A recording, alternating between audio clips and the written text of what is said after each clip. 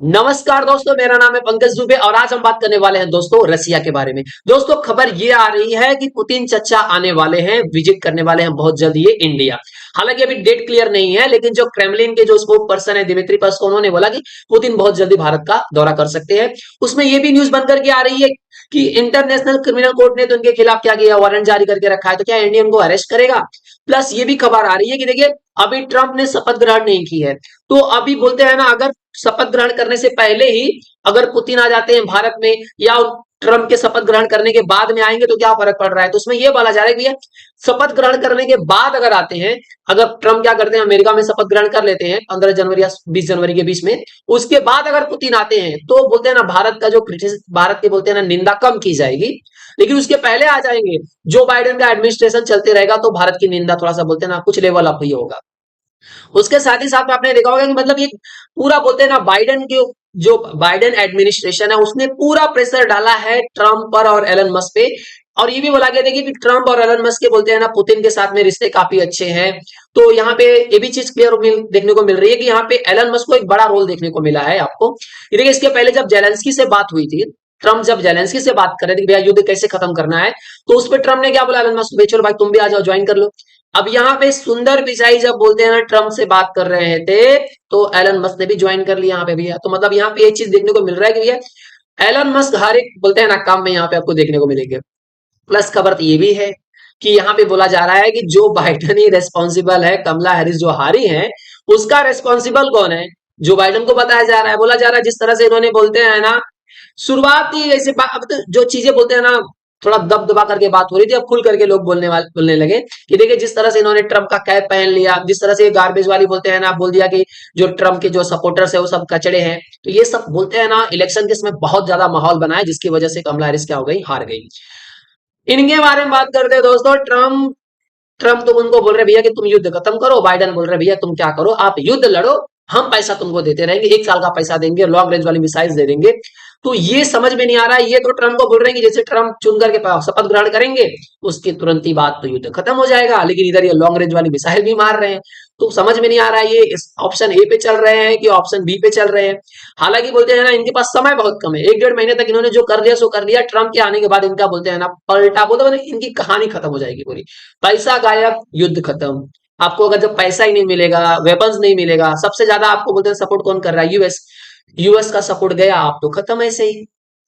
तो चलिए दोस्तों, यहाँ पे समझते हैं कि जो पुतिन जी आने वाले हैं अमेरिका, सॉरी भारत के अंदर जो आने वाले हैं, भारत का दौरा करने वाले हैं, तो उस पर क्या फर्क पड़ने वाला है। तो यहाँ पे देखिए दोस्तों कि पुतिन जो है 2021 में बोलते हैं ना लास्ट विजिट किए थे इंडिया में।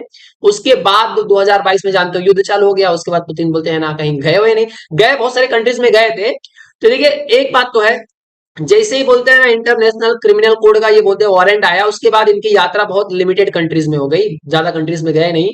अगर मैं 2023 की बात करूं, तो जब भारत के अंदर G20 का समिट था, तो उन्होंने अपने फॉरेन मिनिस्टर लेवरेव सेर्गी, ये जो है हम तुम देख रहे हो, इनको बोला भैया तुम जाओ G20 क्या करो, समिट अटेंड करके आओ। और उस टाइम पे भी बोलते हैं ना पुतिन आए नहीं।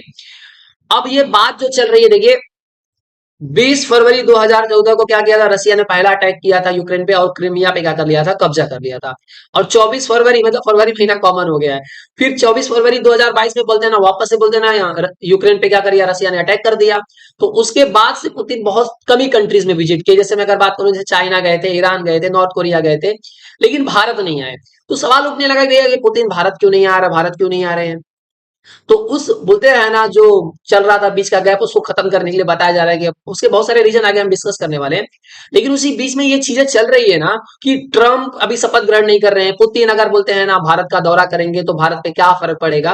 तो देखिए अभी 100 दिन से ज्यादा हो गए रसिया यूक्रेन के बीच में युद्ध चल रहा था। आपने देखा होगा बीच में आपने क्या हो गया कि 19 नवंबर 2024 को यूक्रेन ने क्या किया, 6 लॉन्ग रेंज वाली मिसाइल्स मार दी थी रशिया के अंदर वेस्टर्न रीजन तक, जिसमें भाई सब यूएस ने मिसाइल दी। उस मिसाइल का नाम क्या था, ATACMS मिसाइल्स थी। अब यूएस ने तो पहले ऑथराइज किया, उसके बाद पता चल रहा यूके ने भी बोल दिया भैया हाँ तुम भी मार दो। तो ये सब देख करके ये जो चीजें चल रही है, ऐसा लग रहा है कि जो यूएस के अंदर जो पॉलिसी चेंज हुई है, जो गवर्नमेंट चेंज हो गई है, तो जो बाइडन जाते जाते सोच रहे हैं मैं इतना रायता फैला दूं, इतना रायता फैला दूं कि ट्रम्प बटोरते बटोरते थक जाए, इधर से उधर, इधर से उधर, मतलब युद्ध चलते रहे, एकदम वर्ल्ड वॉर 3 तक पहुंचा दूं, तब छोड़ू। ताकि बोलते हैं ना ट्रम्प आए गद्दी पर बैठे, पहले खाली युद्ध लड़े और कुछ नहीं कर पाए। उनका जो डिपोटेशन का प्रोग्राम है कि इलीगल माइग्रेंट्स को मैं निकाल के फेंक दूंगा, ये कर दूंगा, वो कर दूंगा, टैक्स बोलते हैं इनकम टैक्स खत्म कर दूंगा, खाली टैरिफ लगाऊंगा, वो करूंगा, सब पूरा प्रोग्राम उनका खत्म रद्द करना चाहते हैं। उसी बीच में दोस्तों खबर ये भी आई कि रसिया ने अपने न्यूक्लियर डॉक्ट्रिन को क्या कर दिया, चेंज कर दिया, उसको क्या कर दिया, लोअर कर दिया। भैया बोला कि देखो सिचुएशन है, मतलब सिंपल लैंग्वेज समझो कि भैया आप एक झापड़ मारोगे, दो झापड़ मारोगे, तीन झापड़ मारोगे, जब आप पांचवा झापड़ मारोगे तब मैं न्यूक्लियर वेपन्स क्या करूंगा, चलाऊंगा। अब पुतिन ने क्या बोला, भैया आपने एक झापड़ मारने की कोशिश भी की ना, अगर एक आप एक ने आपने एक झापड़ मार दिया तो भी हम चला देंगे, हम तीसरा चौथा का वेट नहीं करने वाले यहाँ पे। उसी बीच में ये भी खबर चलने लगी कि भाई साहब क्या दिल्ली कोई एक्ट करने वाला है, जो जिस तरह से इंटरनेशनल क्रिमिनल कोर्ट ने बोलते हैं ना पुतिन के लिए अरेस्ट निकाल के रखे है भैया कि आओ इनको तो गिरफ्तार कर लो, तो क्या दिल्ली उस पर कोई एक्ट करने वाला है, तो सवाल उठता है नहीं। भारत के पास बहुत सारे मल्टीपल रीजन है जिसकी वजह से भारत बोल सकता है भैया हम इनको अरेस्ट नहीं कर सकते हैं। और दूसरी बात है मोदी ने खुद इनवाइट किया भैया आओ, तो सीधी सी बात है क्लियर है, लेकिन इस तरह से मतलब चीजें बोली जा रही है कि क्या अरेस्ट किया जाएगा कि नहीं, तो उसका मैसेज है कि भैया कि नहीं अरेस्ट तो नहीं किए जाएंगे ये। लेकिन जो पुतिन का भारत दौरा का जो भारत का दौरा कर रहे हैं तो उसके जो खास रीजन देखे जा रहे हैं उसमें एक और खास रीजन देखने को मिल रहा है कि पुतिन कोशिश कर रहे हैं कि चाइना और इंडिया के बीच में जो दूरी है ना वो खत्म की जाए, ये दोनों देशों को मैं पास में लाऊं, उसका इफेक्ट आप यहाँ पे देख ही रहे हो दोस्तों। इंडिया चाइना डायरेक्ट फ्लाइट यहाँ पे स्टार्ट होने वाली है, फॉरेन मिनिस्टर एस जयशंकर साहब का कहना है। प्लस यहाँ पे देख रहे हो push for D escalation, Rajnath Singh जो है वहां पे मुलाकात की है। कोऑपरेशन ओवर कॉन्फ्लिक्ट, यहाँ पे मतलब अब एक देखने को मिल रहा होगा कि चाइना के और भारत के रिश्ते बोलते हैं ना थोड़ा सुधरते हुए दिखाई दे रहे हैं यहाँ पे। तो पहला तो मकसद यही रहा पुतिन का कि भैया कम से कम क्या कहिए मैं इंडिया और चाइना के जो रिश्ते हैं उनको मजबूत करूं, फायदा तो इन्हीं का ही है। दूसरा यहाँ पे जिस तरह से बोला गया ना कि पुतिन को आइसोलेटेड कर दिया गया, एकदम अलग कर दिया गया है, तो यहाँ पे बता रहे भैया देखो चाइना रसिया इंडिया ये बोलते हैं ना, ये तीनों प्लस अदर कंट्रीज बोलते हैं ना सब साथ में आ गए हैं, तो आप ये मत सोचो कि मैं अकेला हो गया हूँ और ब्रिक्स को मजबूत करना है।